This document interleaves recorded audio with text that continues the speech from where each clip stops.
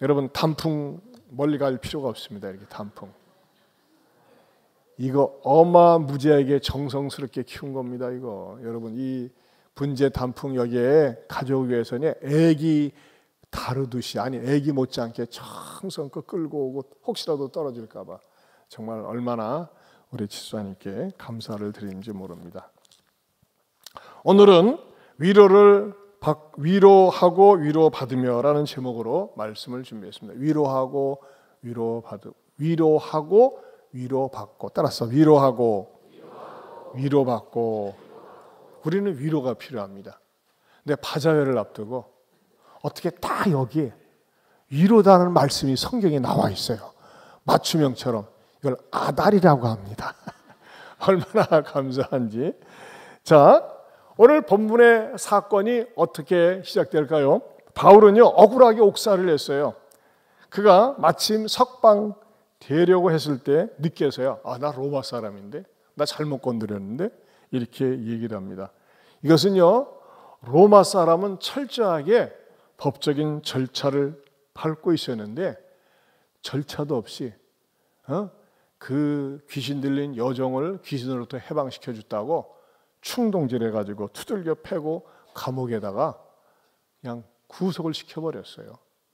참 이것에 대해서 만약에 그 바울이 로마 정부에 고소를 하면요 이 상관들 다 질책을 당하고 또 벌을 받을 수밖에 없습니다. 그러나 바울은 그렇게까지는 하지 않았습니다. 그러면 왜 시컨 두들겨 맞고 다 지나간 다음에 나는 로마 사람이라고 밝혔다고 그랬어요? 이 그 속에는 개인적으로 볼 적에는 내가 이렇게 억울하게 고난을 당하는 이 속에는 뭔가 하나님의 섭리가 있지 않겠나. 그 섭리적인 순종이 있었고 대외적으로는 이제 갓 탄생한 빌립보 교회가 저 떠돌이 유랑자 전도자 유대인에 의해서 세운 교회하면서 세상 사람들에게 손가락질 받지 않기 위해서 유럽의 최초로 세워진 교회이기 때문에 적어도 로마 사람이 세운 교회라고 하는 교회에 대한 권위를 부여하기 위해서 바울이 우리는 로마 사람이다 라고 하는 것을 밝혔다고 말씀을 드렸습니다. 자, 이제는 뭐가 남았습니까? 자기들을 기다리고 있는 루디아 집으로 갑니다. 어디에 나와 있습니까? 40절을 다시 한번 읽어보겠습니다. 같이 읽어봅니다. 두 사람이 옥에서 나와 루디아의 집에 들어가서 형제들을 만나보고 위로하고 가니라. 자, 거기에 나오죠. 위로하고 가니라. 여기에서 위로하고 위로받으며 설교 제목이 나왔습니다. 자, 그렇다면 오늘 본문은 이 짧은 문장을 통해서 우리에게 주는 메시지가 뭘까요? 첫째는 고난당한 사람이 위로를 한다는 것입니다. 고난당한 사람이. 여러분, 우리가 일반적으로는요, 고난당한 사람은 위로를 받아야 됩니다. 여러분, 종종 이렇게 정치 운동하다가 억울하게 옥살이한 사람들 보면 어떻게 합니까? 위로자들이 나와 있습니다. 위로자들이 나와서 막 현수 막 들고 위로해주고 막 격려해주고 아유 고생 많이 하셨습니다. 수고 많이 하셨습니다. 그러면은 이제 감옥에서 나온 사람들이 막 이렇게 감사합니다. 고맙습니다. 하지 않습니까? 근데 오늘 성경은요, 바울과 실라가 이들은 말이죠, 억울하게 매를 맞고 감옥에 갇혔다가 나오기 때문에 이들이 위로를 받아야 되는데 이들이 위로를 한다는 거예요. 어떻게 보면 우리 일반 상식으로 맞지를 않습니다.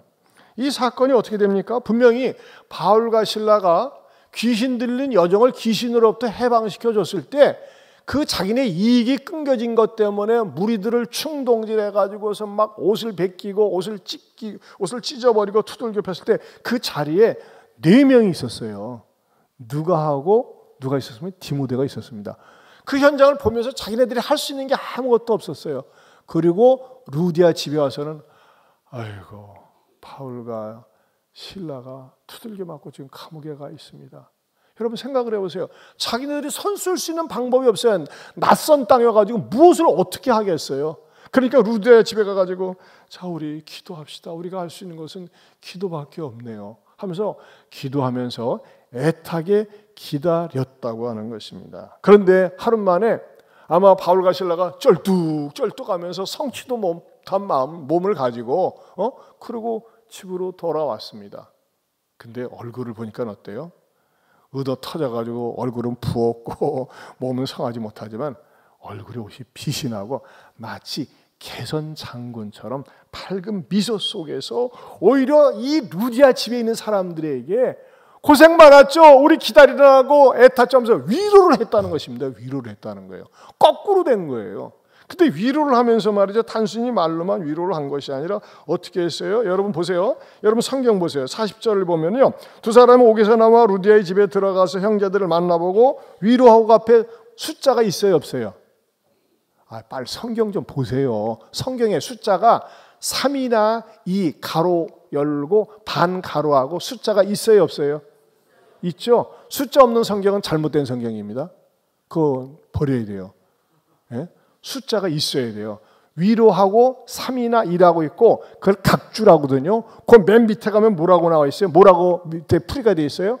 권면하고 있어요. 권면하고. 이 권면하고 위로하고 헬라어로 같은 말이에요. 근데 뭐예요? 바울과 실라가 그냥 위로한 것이 아니라 아니야 우리 아닙니다. 우리가 감옥에 있으면서 하나님 앞에 놀라운 보지 못하는 은혜를 받았습니다. 이렇게만 위로한 것이 아니라 권면했다는 겁니다. 어떻게 권면했을까요? 맞습니다. 우리는 환난 가운데서 우리들의 믿음을 지켜야 됩니다. 더욱더 믿음으로 바르게 삽시다 하면서 위로하고 권면했다고 하는 것입니다. 여러분 엄밀한 의미에서는 누가 누구를 위로해야 되는 겁니까? 당했던 사람들을 위해서 고통당하지 않는 사람들이 위로를 했어야 돼요. 얼마나 힘들었어요. 얼마나 고생하셨어요. 우리는 그냥 할 수 있는 게 아무것도 없어가지고 기도밖에 못했는데 하면서 이 루디아 집에 있는 사람들이 위로를 했어야 되는데 거꾸로 바울과 실라가 위로를 했다고 하는 것입니다. 여러분 어떻게 생각하십니까? 참 기독교에는 말이죠. 굉장히 역설적인 진리가 많습니다. 우리의 일반 상식과는 맞지 않는다는 것입니다. 여러분 예를 들면 보세요. 십자가가 승리했습니다. 십자가는 패배의 상징이거든요. 그렇지 않아요? 십자가에 예수님이 못 박혀 죽였어요. 죽임을 당해서 끝났어요. 근데 우리는 십자가가 승리했습니다 라고 얘기할 수 있습니다. 고난을 당했는데 고난 당한 사람이 다른 고난 당한 사람을 위로할 수 있어요. 예를 들면요. 수험생들이 삼수생이 재수생을 위로하기 쉽습니다. 그렇죠? 사수생이 재수생을 삼수생을 또 위로할 수가 있는 거예요. 여러분 암 투병생활하는 사람이 암에 걸린 사람을 더 위로할 수가 있습니다. 우리의 권사님 가운데 한 분이 그 아이가 2-3살 됐는데 그 권사님 앞에서 애가 길가에서 뛰노는데 차가 지나가면서 치여가지고 현장에서 직사를 했어요. 아기가. 오래된 일입니다. 그것을 보는 순간 권사님은 그냥 혼절을 해버렸어요. 너무너무 충격을 받아가지고. 그리고 권사님이 그것 때문에 얼마나 많은 세월 잠 못 자고 몸부림쳤는지 몰라요. 여러분 생각, 당시 엄마 앞에서 아이가 교통사고를 당해가지고 그 죽는 것을 봤는데 얼마나 충격이 컸겠어요. 그런데 그 일을 계기로 해서 잠을 못 자고 분노, 억울함, 왜 하나님이 나한테 이런 일을 허락했나 하면서 말이죠. 막 하나님 앞에 나와서 기도하다가 하나님 앞에 위로를 받았어요. 위로를 받아가지고 어떤 일을 합니까? 자기와 같은 처지에 있는 사람, 즉 자녀가 부모보다 일찍 세상을 떠난 경우 찾아가서 위로를 할 수 있는 거예요. 얼마나 가슴이 아파, 얼마나 슬퍼요. 당신은 모를 거예요. 아니요, 저도요. 저희 아이가 제 눈앞에서 교통사고로 생죽음 당하는 것을 목격을 했습니다. 얼마나 충격이 컸는지 모릅니다. 그런 말이죠. 어린아이가 부모 앞에서 질병이나 또는 사고로 세상 떠난 것을 경험했던 어머니는 누구도 위로해 줄 수가 없는데 그 권사님의 감으로 인해서 말 한마디 건네줌으로 인해서 위로를 할 수가 있는 것이죠. 더 큰 위로자가 되는 거예요.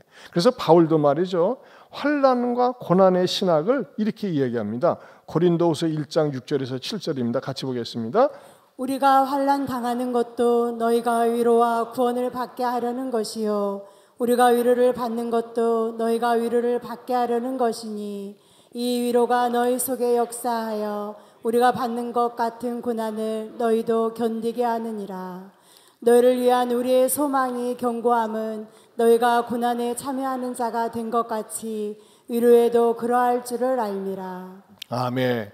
그러니까 상반절에 우리가 환난 당하는 것도 너희가 위로와 구원을 받게 하려는 것이다 그랬어요. 여러분, 우리는 일반적으로 건강한 사람이 병든 사람을 위로하고 성공한 사람이 실패한 사람을 위로하고 힘 있는 사람이 힘 없는 사람을 위로하는 것처럼 생각합니다. 물론 위로를 해야 됩니다. 하지만요, 더 한 걸음 나아가서 약한 사람이 약한 사람을 위로할 수 있고 실패를 경험한 사람이 다른 실패를 경험한 사람을 위로할 수 있어요. 사업이 망했던 사람은요, 더 크게 부도난 사람을 통해서 부도를 경험한 사람을 통해서 위로를 받을 수 있다고 하는 것입니다. 여러분 가운데서 나는 말이지 특별히 잘못한 것이 없는데 왜 이렇게 어려움을 겪나요? 큰 환난을 겪나요? 물질적인 어려움, 질병의 어려움. 난 특별히 잘못한 것이 생각나는 것이 없는데 나는 왜 이렇게 어려움이 많나요? 왜 이렇게 고난 주간이 긴지 모르겠어요? 그렇게 얘기하는 분이 있어요. 근데 여러분, 제가 입 바른 소리가 아니라 하나님은 여러분을 위로의 교사로 쓰기 위해서 그래요. 난 교사 필요 없어요. 그냥 고난만 없으면 좋겠어요. 그렇게 얘기하면, 그렇게 우기면 할 말 없어요. 솔직히 얘기해서. 그래, 여러분 분명히 아세요. 내가 고난을 당할 때 이것을 믿음으로 잘 감당하면 여러분의 그 고난 당한 그것이요, 많은 사람들에게 위로가 된다는 것입니다. 라라 브레드를 창업한 강호동 씨라고 있어요. 현재 나이가 45이더라고요. 이 사람은요, 흑수저 가운데 진짜 흑수저였어요. 자, 제가 이분의 지난날의 삶이 어땠는지 잠깐 말씀드릴게요. 5살 때 완치 불가능한 출혈성 질환인 혈유병을 앓게 됩니다. 그리고 작은 상처에도 쉽게 피가 나고, 피가 나면 멈추지 않는 그런 난치병으로 진단을 받습니다. 그리고 아버지는 알코올 중독자였고 가정 폭력을 일삼았습니다. 그러나 어머니는 열심히 일하기 때문에 어머니가 하루 때로는 16시간씩 투잡을 뛰면서 일을 해서 돈을 벌어도 그때 당시에 한 100만 원을 넘지 않았답니다. 그러나 한 달에 약값과 병원비로만 100만 원 이상씩 들어갔습니다. 그리고 마침내 살림이 악화되면서 기초생활자로 전락하고 쓰레기장 같은 월세 7만 원짜리 쪽방에서 살았습니다. 그런데 더 큰 문제가 다가옵니다. 아버지가 암으로 세상을 떠난 다음에 어머니가 재혼을 합니다. 그때가 이 강호동이 4학년 때였습니다. 이것은 또 다른 불행의 서막이었다고 합니다. 어머니가 재혼하면서 그 강호동에게 2명의 이복 형들이 있었는데 그 형들은 매일 강호동을 때렸대요. 그래서 형들에게 맞아서 코피가 나면은요, 때로는 3개월 동안 멈추지 않아서 죽을 뻔했다고 합니다. 잠자는 동안에 어느 때는 출혈이 일어나가지고 방바닥 전체가 피범벅이 된 적이 있고, 어렸을 때부터 죽을 고비만 20번을 넘겼답니다. 학생 때도 말이죠, 선생님도 외면하고 친구들도 외면하고 왕따 속에서 살았어요. 때로는 말이죠, 하루 종일 누구하고 단 한 번도 말을 나눈 적이 없었답니다. 말도 걸지도 않고 외면하기 때문에. 그러다 보니까 삶에 대한 의욕을 잃어버리고 늘 자살 충동 속에서 살았습니다. 열심히 공부를 해서 대학에 지나가라고, 대학에 지나가면 길이 열릴 거라고 어머니가 얘기했지만, 이런 상태로 대학을 지나간들 내 삶 속에 무슨 꿈이 있을까, 길이 열릴까 절망감 속에서 살았습니다. 그러던 어느 날 학교 가던 길에 학교를 가지 않고 헌책방에 들려서 책방 주인에게 그랬대요. 내가 사는 것이 다 너무 힘든데 나한테 좀 위로가 되고 희망이 될 수 있는 책을 좀 하는 건 추천해 달라고. 그래서 말이죠, 책방 주인이 참 인사이트가 있어요. 책을 추천해 줬는데 헬렌 켈러의 위인전이었습니다. 여러분, 헬렌 켈러는 보지 못하고 듣지 못하고 말하지 못하는 삼중고의 여인입니다. 그런데 헬렌 켈러의 책장을 넘길 때 그 음성이 들리는 데 있대요. 어서 와, 힘들었지, 내가 너를 기다렸어. 마치 그렇게 자기를 부르는 것처럼 책 속에 빠져 들어갔습니다. 헬렌 켈러가 이렇게 묻는 것 같았답니다. 너 몸 아프지? 너 사는 것 굉장히 힘들지? 근데 말이야, 나는 보이지도 않고 들리지도 않고 말도 못해.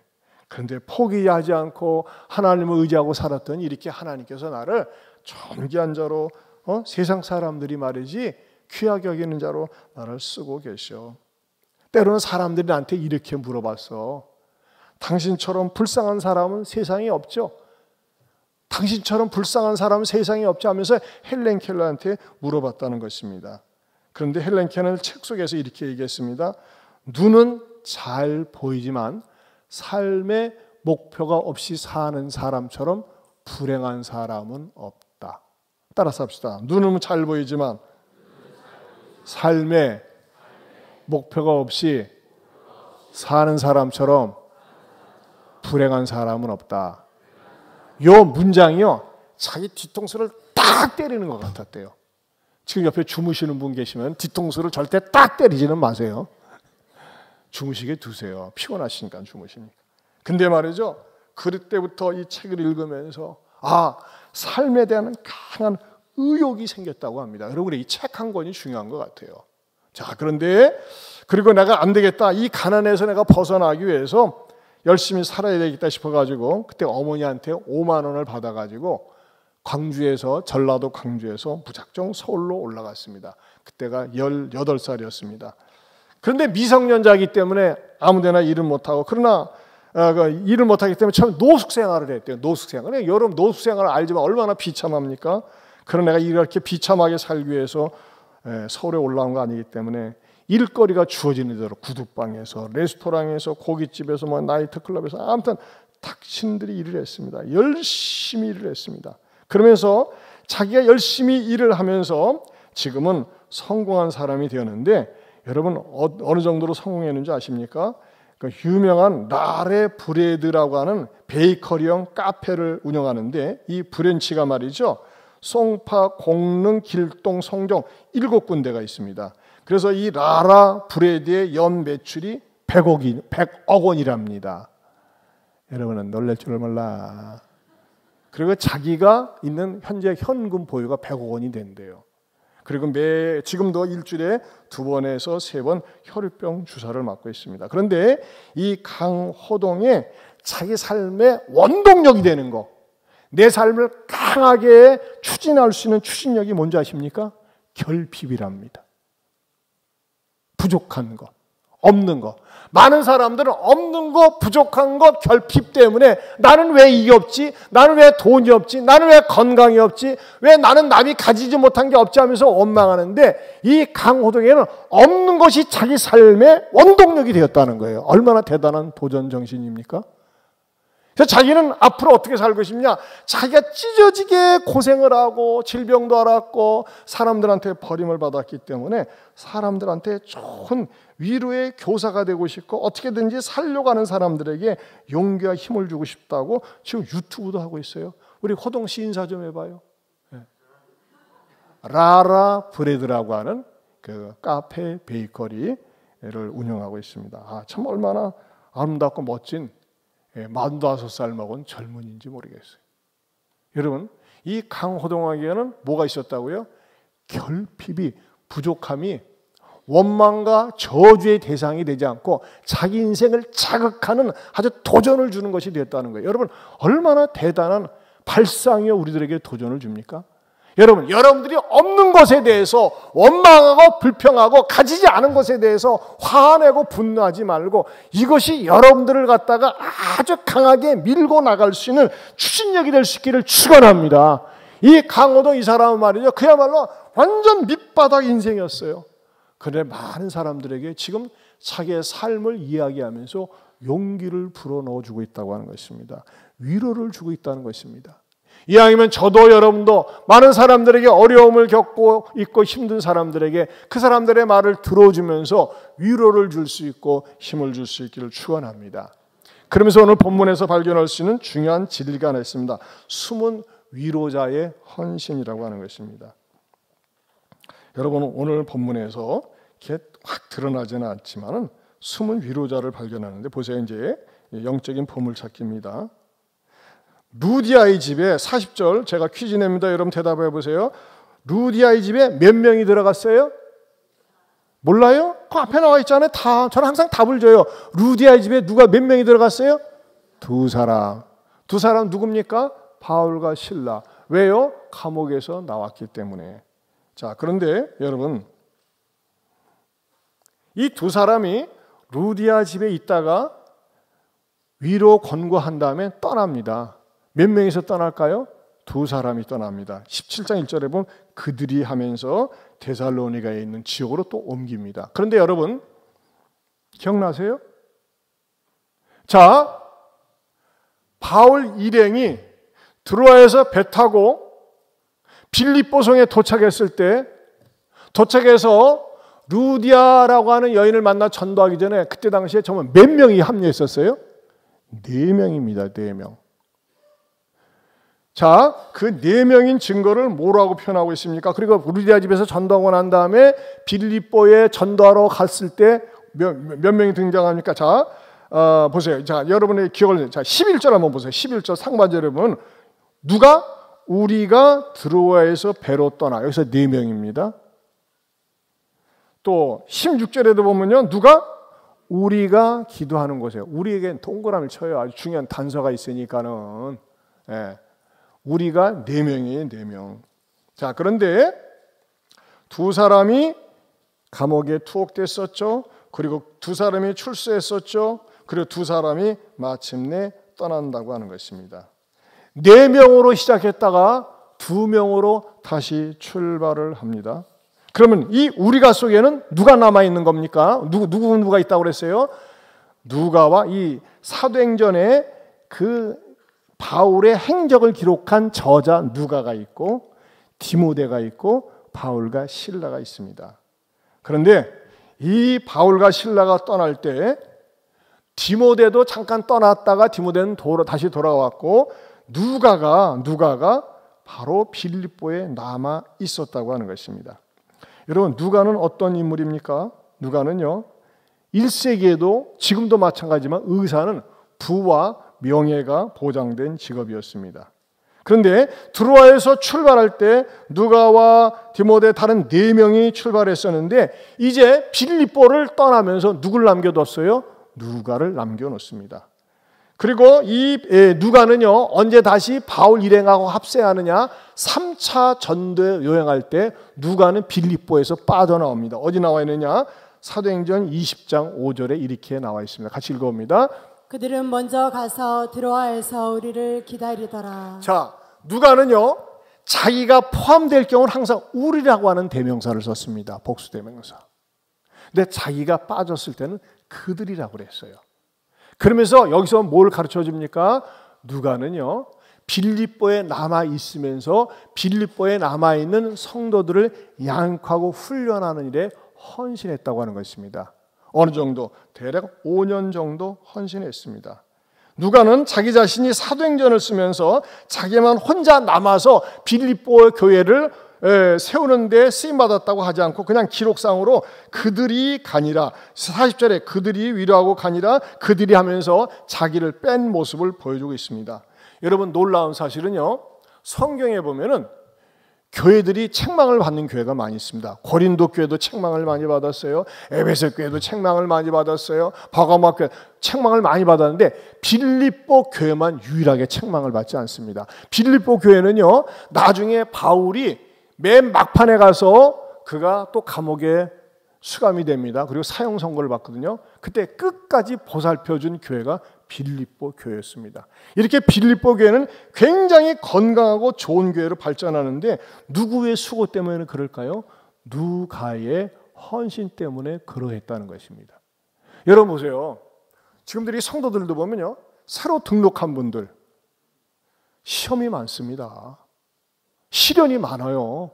어떤 분 등록하고 새가족만 가지고 이번 주 교회 가야 되나 말아야 되나 하면서 말이죠, 시험들이 많습니다. 이런 새가족들을 놓고요, 그냥 떠날 수가 없는 거예요. 그러니까 바울이 누가로 하여금 당신이 이 빌립보 교회에 남아서 성도들이 바르게 설 수 있도록 헌신하고 수고해달라고 부탁을 했을 때 누가는 사양하지 않고 기꺼이 남아서 어떻게 합니까? 빌립보 교인들을 양육하고 훈련하는 일에 헌신했더니 마침내 빌립보 교회는 자랑스럽고 건강한 힘 있는 교회가 되었다고 하는 것입니다. 여러분, 교회가 어떻게 해야지만이 하나님 앞에 존귀하게 쓰임받을 수 있을까요? 사도행전 9장 31절 말씀 같이 한번 읽어보겠습니다. 그리하여 온 유대와 갈릴리와 사마리아 교회가 평안하여 든든히 서가고 주를 경외함과 성령의 위로로 진행하여 수가 더 많아지니라. 우리가 이제 제가 속한 노회가 서전주 노회거든요. 그 시차례가 있습니다. 교회는요, 노회의 지도를 받게 되어 있습니다. 그러면 시차례에 모이면요, 교회 상황이 어떤지 보고를 하게 되어 있습니다. 그러면 시찰장이 물어봅니다. 예안교회는 어떻습니까? 다른 게 어떻습니까? 그러면 우리는 교회에 이상이 없으면 네, 평안하여 든든합니다. 그럽니다. 여러분, 교회에 분쟁이 있어 보세요. 교회가 싸움이 있어 보세요. 교회 가려가면 스트레스를 받는다니까요. 근데 교회가 평안하여 든든하면 어떻게 됩니까? 성도들이 행복해합니다. 그렇다면 교회가 평안하여 든든하기 위해서는 무엇이 있어야 될까요? 남모르는 헌신과 수고를 아끼지 않는 분들이 있어야 됩니다. 저는 우리 예안교회를 생각할 때 얼마나 감사한지 모릅니다. 왜냐? 우리 예안교회는요, 정말 남모르게 생색내지 않고 헌신하고 봉사하는 그런 분들이 정말 많이 있습니다. 좋은 승장님들, 좋은 교사들, 우리 좋은 찬양 단원들 말이죠. 곳곳에서 말없이 묵묵히 봉사하는 분들이 많이 있어요. 문제 있는 교회, 병 있는 교회는 어떻습니까? 자기를 드러냅니다. 왜 나를 몰라줘? 내가 이 교회 세웠는데, 내가 이 교회 헌금 많이 했는데, 내가 이 교회 봉사 많이 했면서 말이죠. 자꾸 자기 이름을 드러내려고 합니다. 그러면서 교회는 분쟁이 일어나는 거예요. 그런데 우리 교회는요, 한 번도 누구도 왜 나를 몰라줘? 왜 나를 안 알아줘? 그런 분들이 없어요. 오히려 말이죠, 고생하고 수고한다고 찾아가서 아유 감사합니다, 고맙습니다, 이렇게 수고 많이 해주셔서 감사합니다. 그럼 뭐라는 줄 아세요? 쓰임받을 수 있어서 감사할 뿐이죠. 이야, 감격적인 말입니다. 따라서 합시다. 쓰임받으니 감사합니다. 여러분, 쓰임받는다고 일당이 나온 줄 아십니까? 아무것도 안 나와요.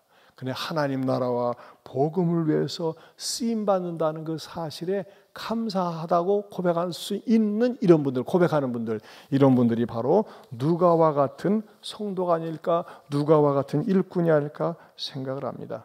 사랑하는 성도 여러분, 저는 우리 예안교회가 제 희망사항이고 제 기도 제목이 주님 재림하시는 날까지 존재하면서 평안하여 든든히 서가는 교회가 될 수 있기를 축원합니다. 그러면요, 교회가 평안하여 든든히 서가면 우리끼리만 말이죠, 놀고 먹고 즐기면 될까요? 아닙니다. 고인물 교회는 썩습니다. 물이 고이면 썩는 것처럼 평안하여 든든한 교회는 무엇을 해야 될까요? 남의 짐을 지고 수고를 해야 됩니다. 그것 가운데 하나가 뭡니까? 세 번째로 어려운 현장에 있는 이들을 위로할 수 있어야 된다는 것입니다. 우리 교회가 많은 미자립 교회와 기관들, 선교사들에게 선교비를 보내고 후원을 합니다. 또 우리 교회는요, 1년 12달 52주 동안 미자립 교회의 어려운 분들에게 닭도리 사역을 합니다. 닭도리탕을 보내요. 지난주에도 말이죠, 어느 교회 목사님한테 연락이 왔어요. 목사님, 오늘 그 교회는 전도 집회를 하는데 이분들은 맛있는 거로 대접하고 싶습니다. 우리 예안교회에서 닭도리탕을 공급해 줄 수 있나요? 몇 명 드시는데요? 예, 한 50명이 드시는데, 그럼요. 그 50명분을 갖다가 어저께 보내드렸는데 다시 연락이 왔어요. 목사님, 더울 것 같은데 20명 추가 보내주실 수 있을까요?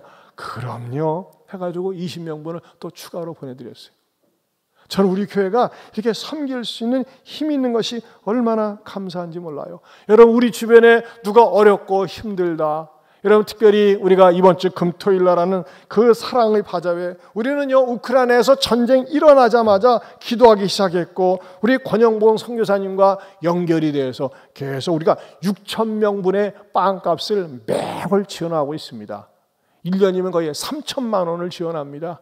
얼마나 가치 있는 일입니까? 근데 말이죠, 이것도 매월마다 헌금하자고 하면 이것도 참 쉬운 일이 아니에요. 근데 우리가 이 우크라이나를 위한 바자회 때 목돈을 갖다가 다 마련해가지고 계속 공급하는데 얼마나 가치 있는 일인지 몰라요.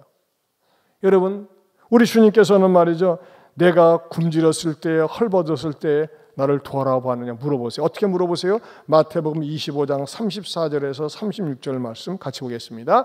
그때 임금이 그 오른편에 있는 자들에게 이르시되 내 아버지께 복 받을 자들이여 나와 창세로부터 너희를 위하여 예비된 나라를 상속받으라.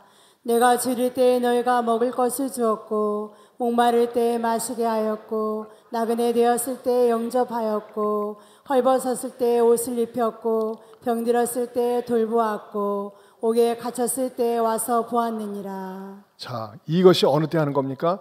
이런 현장을 알게 되었을 때, 목도했을 때 기꺼이 참여하고 기꺼이 섬기는 것. 그것이 바로 우리 주님이 내가 줄일 때에 또 목마를 때에 나그네 되었을 때 우리가 섬기는 겁니다. 여러분, 우크라이나에서 전쟁이 일어나가지고 이렇게 꾸준히 지속적으로 섬기는 교회가 거의 없대요. 권영봉 선교사님이 그래요. 저는요, 이번 금요일과 토요일에 진짜 한 300명 이상이 동원이 돼요. 보니까요, 일하고 작업하는데 말이죠, 틈나는 대로 시간 내고, 어떤 분들은 연차 내고, 어떤 분들은 지난주 금토일도 말이죠 무김치랑 담는데, 여러분 이번에 무김치는 기똥차게 맛있습니다. 지난번에는 당일날 담았는데 당일날 담으니까 너무나 딸려가지고 미리 담아가지고 좀 숙성시켜서 하는데 정말 맛있어요. 근데 말이죠, 진짜 300명 이상이 동원이 돼가지고 청대부를 비롯해서 많은 사람들이 수고를 합니다. 그때 여러분 어떻게 해야 되겠어요? 직장에 있는 동료들 다 데리고 오고 주변에 있는 사람들 와서 먹고 마시고 즐거워하면서 또 우리의 모습을 보면서 행복해하고, 그것이 연결이 되어서 교회도 나오고 싶고, 또 얻어지는 수익금은 우크라이나를 돕는다고 할 때 얼마나 아름답고 행복한 일이 되겠습니까? 여러분, 우리가 예안교회에서 우크라이나를 계속해서 꾸준히 지속적으로 돕는다는 사실에 대해서 우리 권 선교사님이 매 월마다 이렇게 보고서를 각 지교회, 전 세계에다 이렇게 메일로 보내는데, 우리가 돕는다는 사실을 뉴욕에 있는 세관계 이문영 목사님이 너무나 감동이 돼가지고 권 선교사님한테 보내왔는데, 저도한테 보라고 보내왔어요. 한번 여러분 읽어드리겠습니다. 우리 유집사님 한번 읽어주세요. 우크라이나를 향한 귀 교회의 신실한 지원과 기도 소식을 듣고 감사와 경의를 표하며 이 메시지를 씁니다. 저는 뉴욕 세관교회 이민영 목사입니다. 저희는 미국의 뉴욕시 인근 한인 이민자들이 모이는 작은 교회이지만 우크라이나 전쟁이 시작되었을 때 도울 수 있는 길을 찾던 중 우크라이나 권영봉 선교사님의 신학교 사역을 소개받게 되었습니다. 그 작은 금액이나마 후원하며 기도하고 있습니다.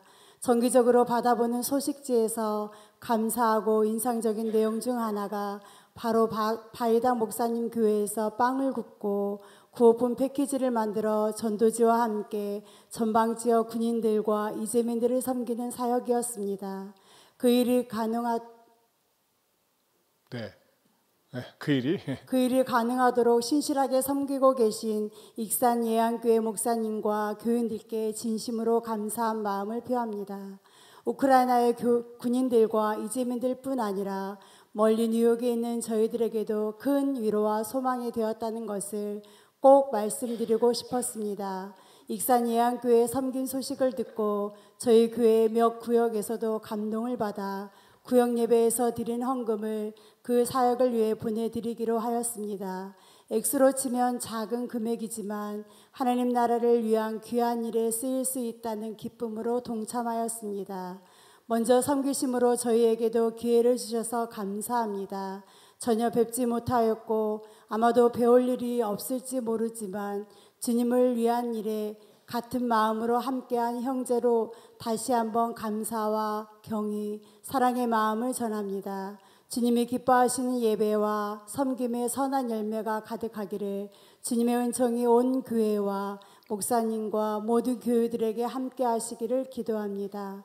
뉴욕 세관교회 이민영 목사. 그 맨 위에 보면요, 저는 이게 다시 띄워줘 보세요. 맨 위에 보면 뭐라고 그랬어요? 우리가 우크라이나를 섬기는 것이 큰 위로와 소망이 우리 뉴욕의 세관교회 목사님도 되었다고 하는 것입니다. 자, 우리가 누군가를 위로할 때 또 다른 사람의 위로를 받는 거예요.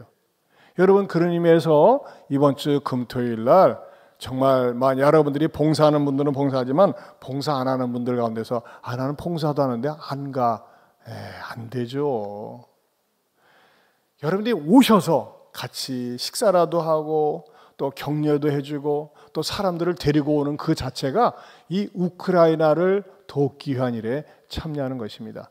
사랑하는 성도 여러분, 저는요 우리 예한교회가 계속해서 우리 지역사회에 안위를 주는 교회, 위로를 주는 교회, 안정과 위로를 주는 교회가 될 수 있기를 축원합니다. 또 나의 삶이 위로해주고 또 위로받으며 살고 또 숨은 봉사자로 살고 어려운 현장에 있는 사람들을 위로해주고, 무엇보다도 이번 바자회에 모든 성도들이 우리 주일학교까지 다 참여하면서 말이죠, 하나님께는 영광을 돌리고 우리 모두는 쓰임받는 기쁨이 있기를 축원합니다. 하나님 아버지 감사합니다.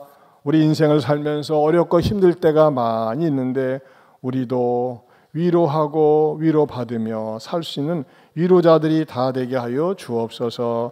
예수님 이름으로 기도합니다. 아멘. 우리 다 같이 일어서서 사랑의 나눔 있는 곳에 하나님께서 함께 계심을 찬양하겠습니다.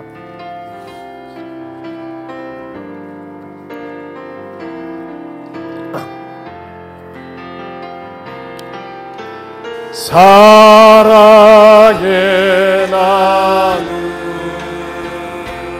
있는 곳에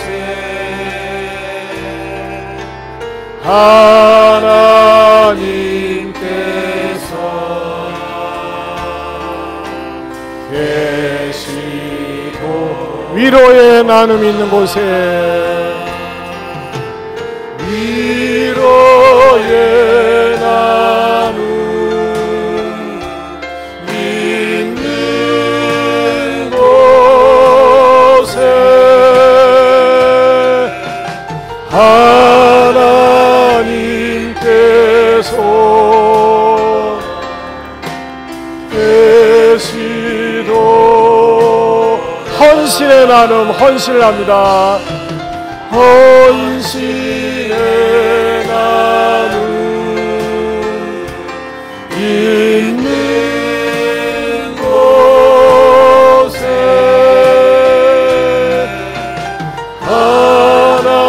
하나님께서 계시도, 봉사의 나눔 있는 곳에 봉사의 나눔 있는 곳에 하나님께서 계시도, 다시 한번 사랑의 나눔 있는 곳에 사랑의 나눔 있는 곳에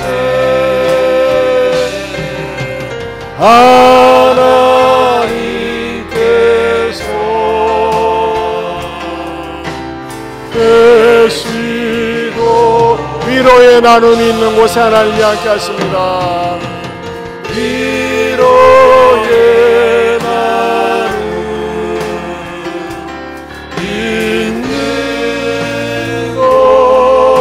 곳에 하나님께서 계시도다.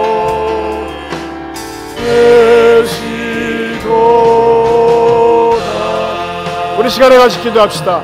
여러분, 이번 주 금토 있는 사랑의 바자회, 우크라이나를 돕기 위한 바자회, 여러분 기도해 주세요. 우리도 전쟁을 경험하지 않았습니까?